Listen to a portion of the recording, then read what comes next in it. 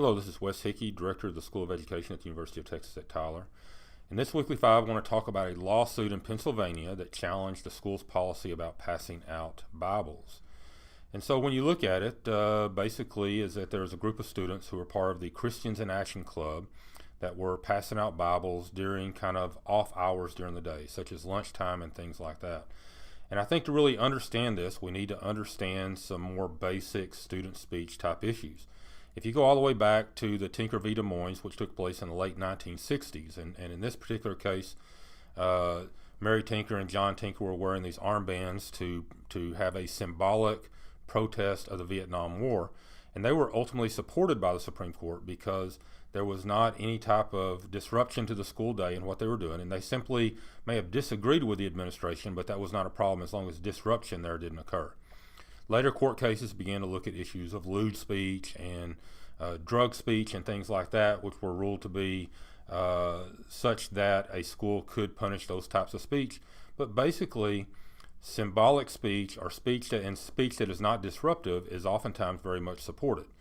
So when we come to this, we need to understand that in regard to religion, there is a difference between teachers and students.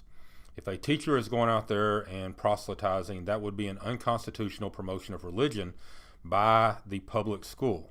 If students do it, they have a little different set of criteria when it comes to speech, and as long as they're not disruptive, they are probably okay. And so the idea of a student group handing out Bibles is probably constitutional, and the school is probably stepping over bounds trying to stop it.